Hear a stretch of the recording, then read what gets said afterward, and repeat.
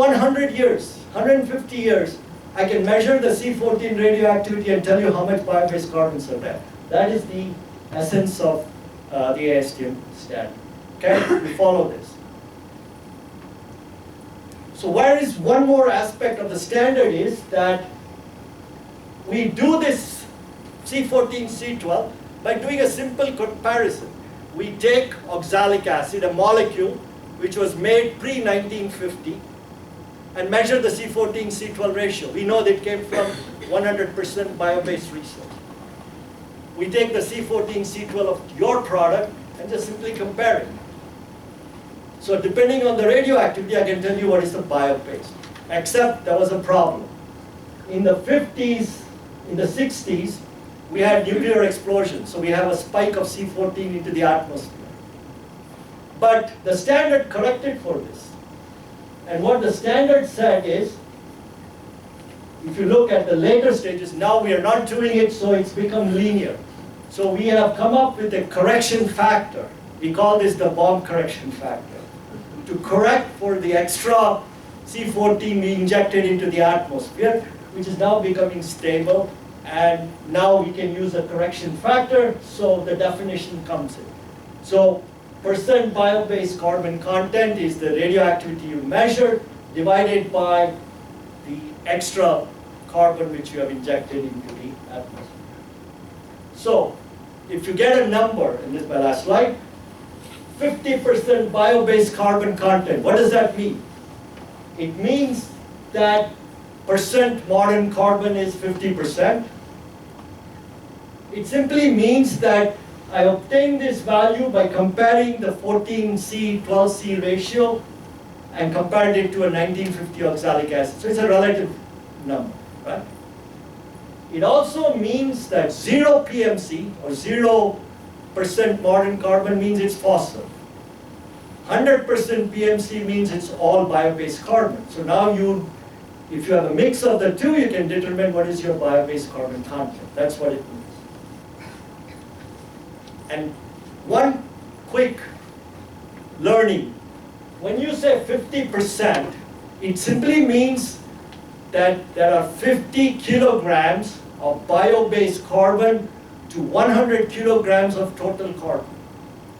It is not 50 kilograms of bio-based carbon for every 100 kilograms of product. It's carbon to carbon, not carbon to mass. But you can convert this by doing simple derivations, right? You can derive it by multiplying it by carbon, and we can talk about this later.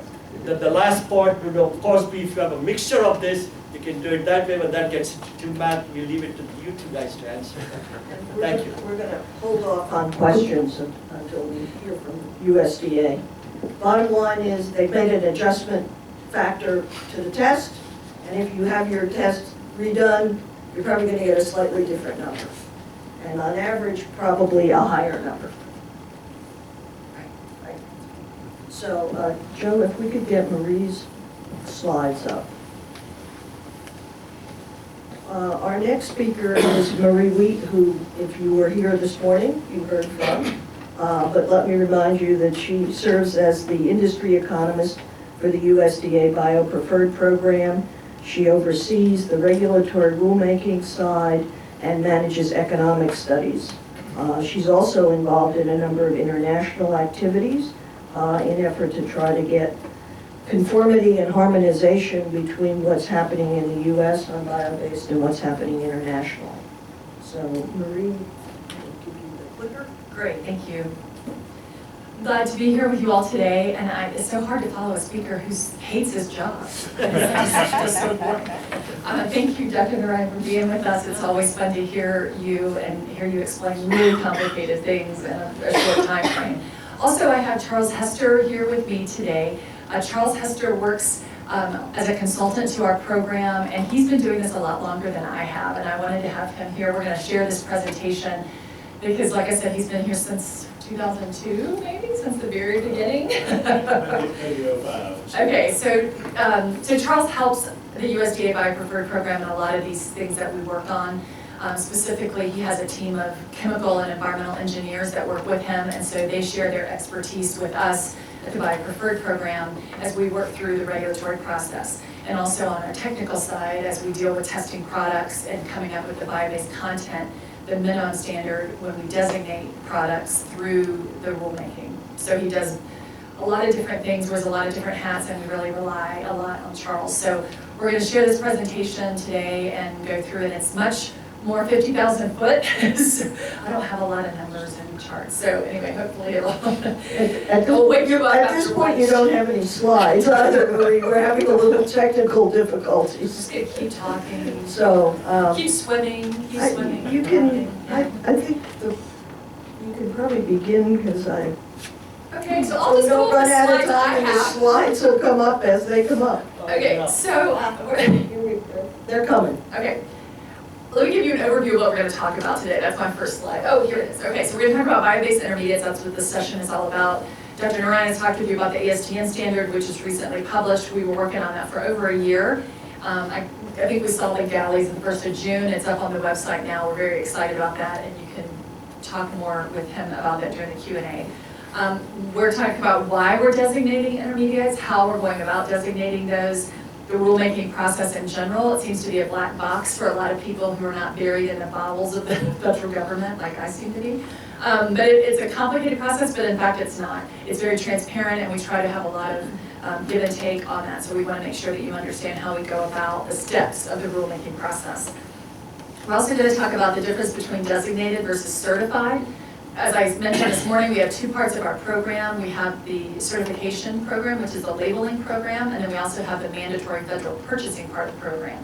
Those are two separate parts. Our vision, really what I brought to the program a few years ago, is that we're trying to do in the next, hopefully 18 months, is to really merge those two so that we speak with one voice and there's a lack of confusion, and that people know when they're certified, they're designated, and if they're designated, they're certified, and it will make life much simpler. So that's kind of our end goal. That's my strategic goal over the next 18 to 24 months. But we have to go through all of these various steps to do this.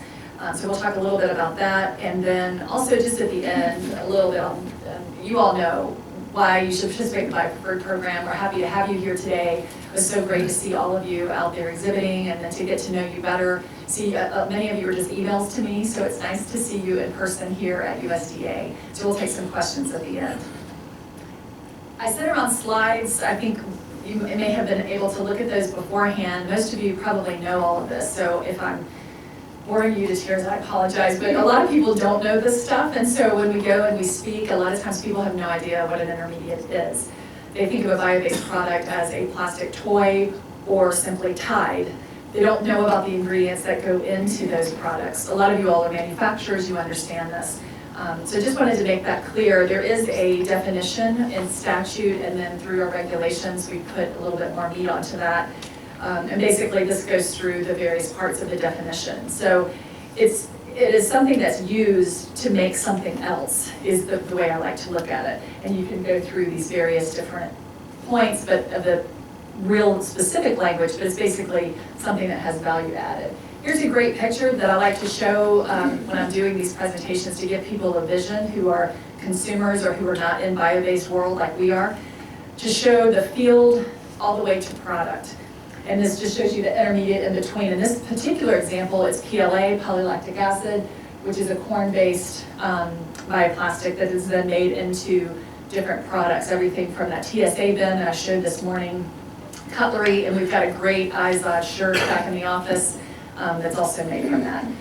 Another one that we like to talk about is Sorona, that's from DuPont. It's a great polymer that's then made into fiber and then made into Mohawk carpet. That's a designated product. It's certified, and it's also a mandatory product category for federal purchase. So it has, you see on this label, it's 57%, but then it also has the FP, so it's both. And that's something again, we want to get to a point where there's no differentiation, where it's all one. Why are we designating intermediates? I get asked that every day because the federal government doesn't really buy intermediates, right? They don't buy fiber, they buy carpet. But we're required by statute to designate intermediates. We were specifically asked to do that, and what that is going to do is to open up a plethora of other end-use products that will be designated for federal purchase. So we see this as a step in the right direction to having even more, thousands really, I mean, probably so many that I can't imagine, products that will come from these intermediates. And that pathway is what Charles and I are working on now and we'll be working on in the next few months. Currently, as I mentioned earlier, we've got 97 product categories that are designated for federal purchase. We have, of the 2,700 certified products, a lot of those are intermediates. So I would say, I don't have the number off the top of my head, but I think it's about 30 to 40% of our certified products are intermediates. And those things, as they're merged, the end products will be thousands that will come into the mandatory purchase side of our program. And that will really help in so many ways to have, not only will it help the contracting officers because they don't have to understand the difference, but it will mean instead of having 15,000 products to choose from, the economic study that we completed last year said there's probably more like 40,000 products that will come online. So that's very exciting. And I do have a bullet on here about the economic study that reiterate that. We were so excited about that news. The economic study showed that the bio-based products industry is contributing $369 billion in GDP and 4 million American jobs.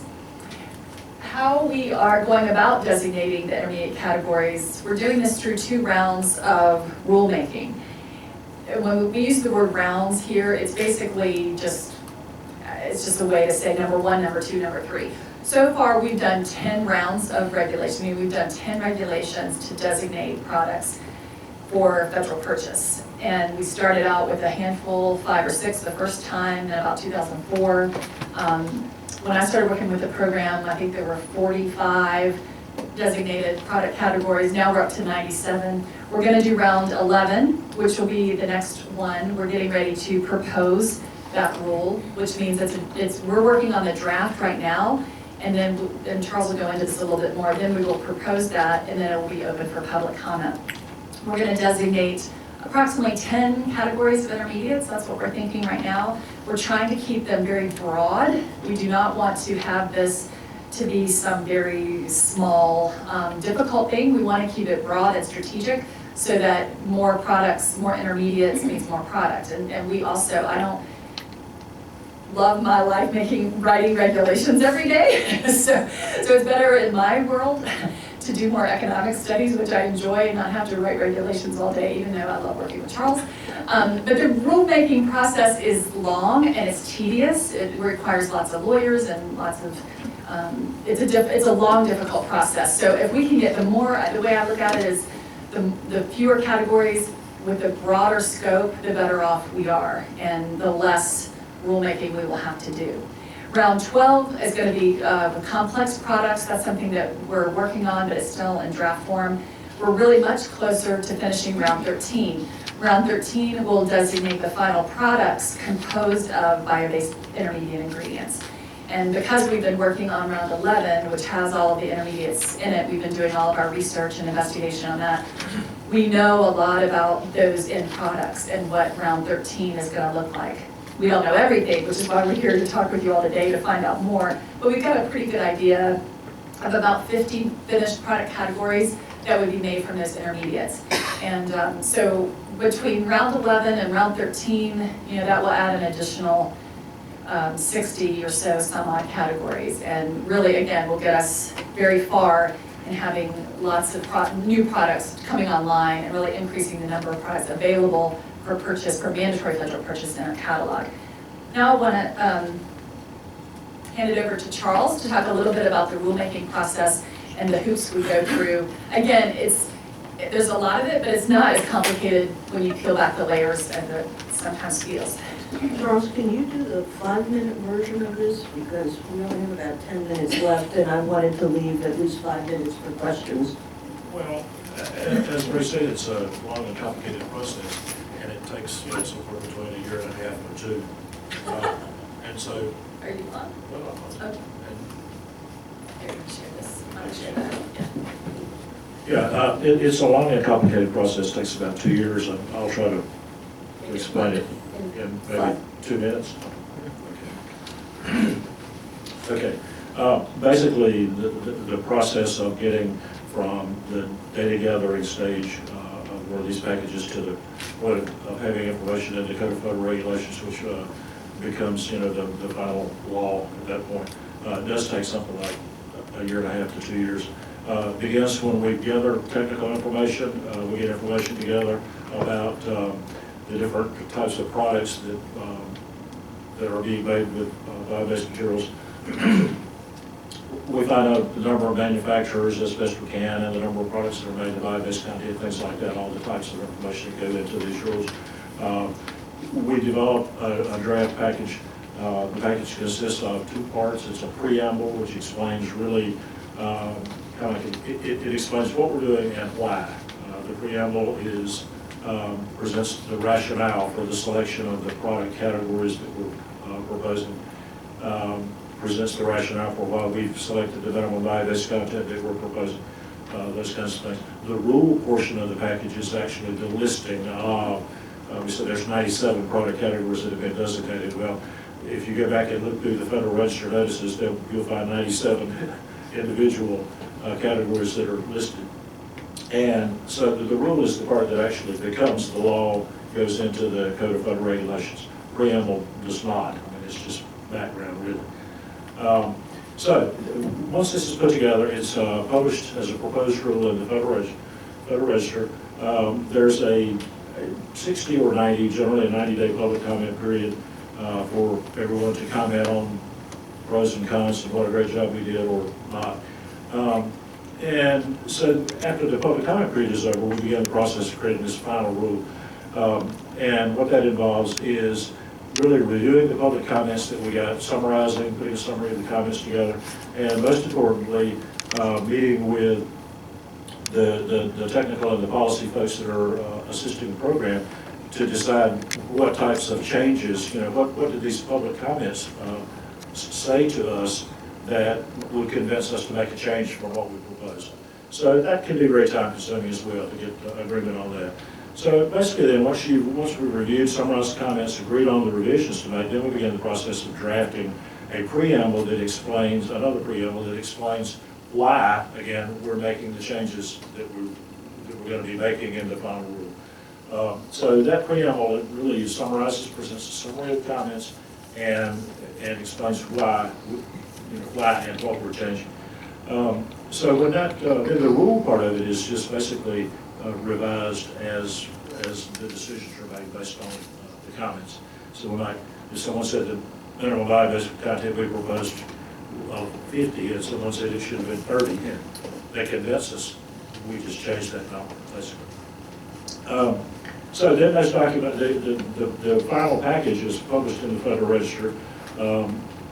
Things that are published there always have like a 30-day effective date. They're not effective immediately, and I think sometimes that's in case there's printing errors or whatever, they can be fixed before the rule goes into effect. So that was pretty quick. Thank you. Seemed fairly painless.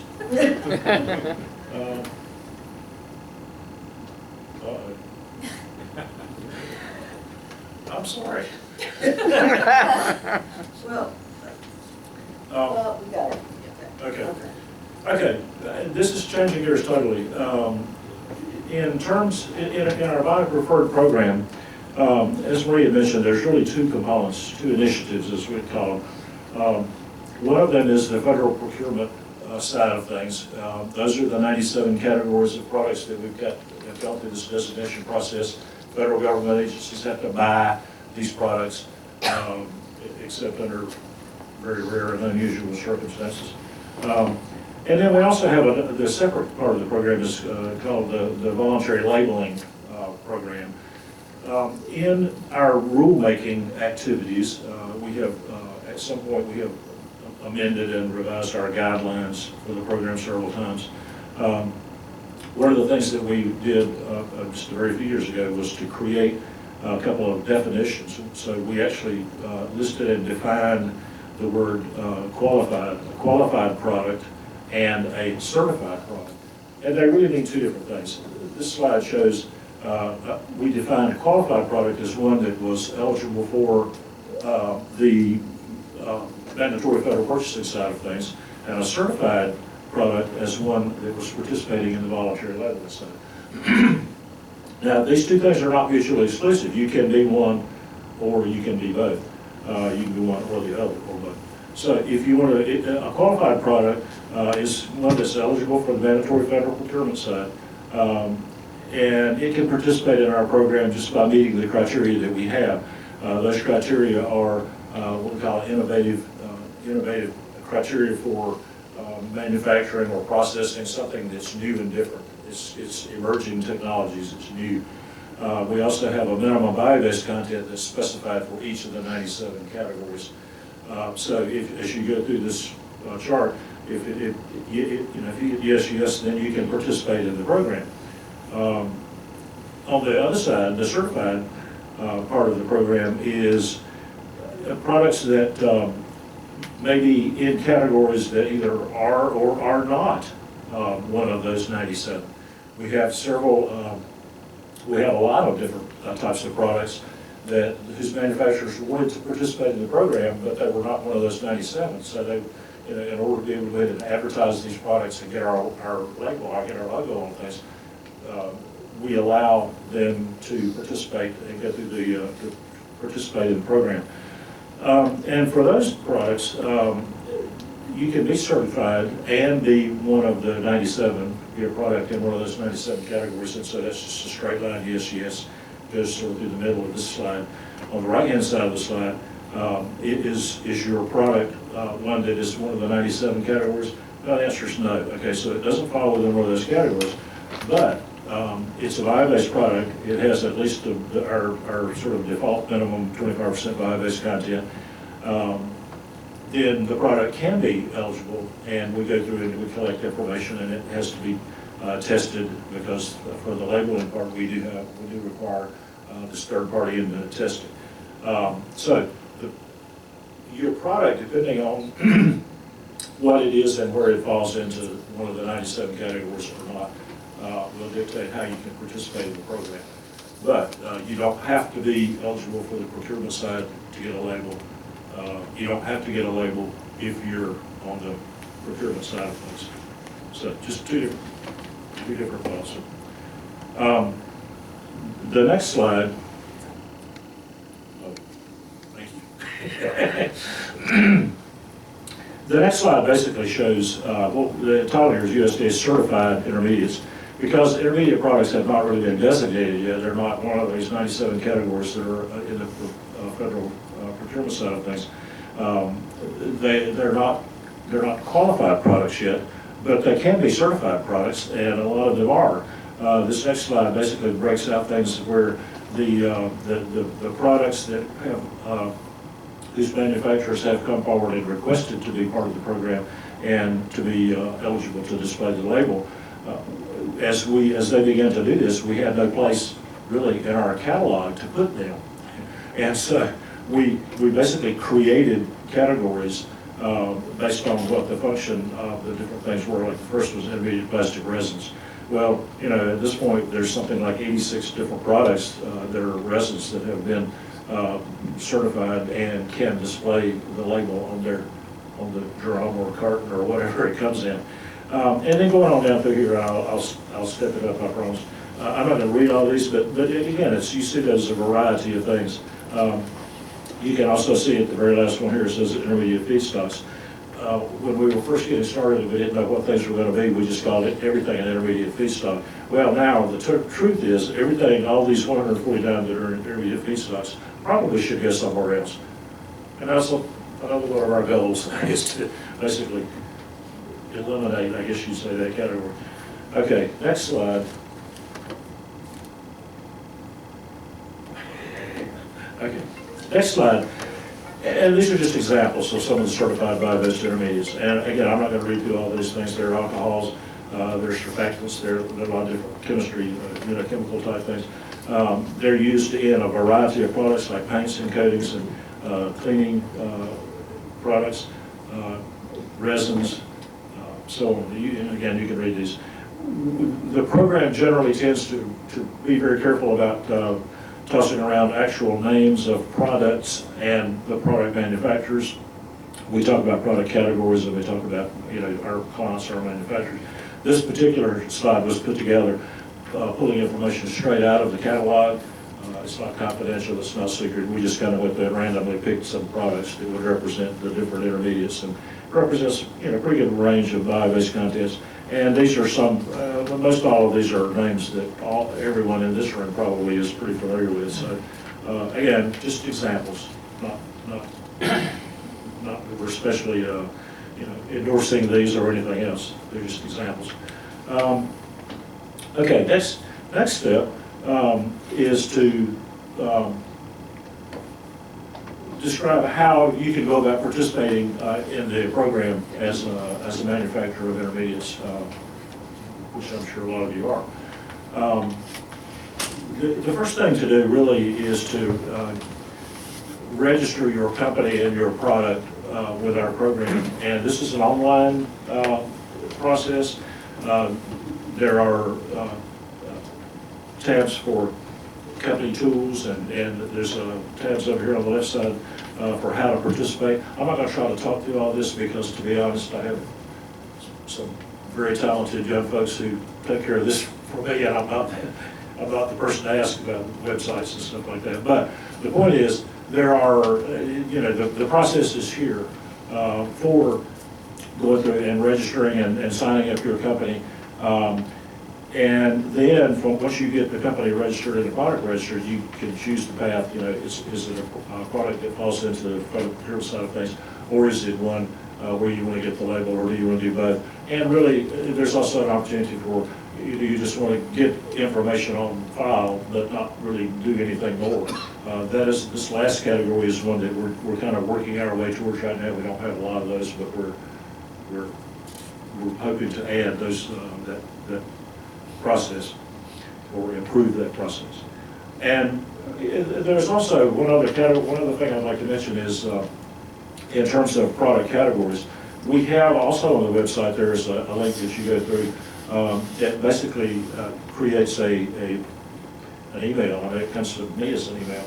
And it's if someone has a product that doesn't fit any of the categories they can find in the catalog or on the FP, one of the 97 categories, if they'd like to recommend a new category, there's information there. It says, you know, tell us about your product, what your product does, special performance features, all these things. And you can recommend a category that, because you think, you know, not only you, but maybe some of your competition would be interested in getting involved in the program. So, and you know, that's one of our other data gathering tools, is this link to the recommend a new product category.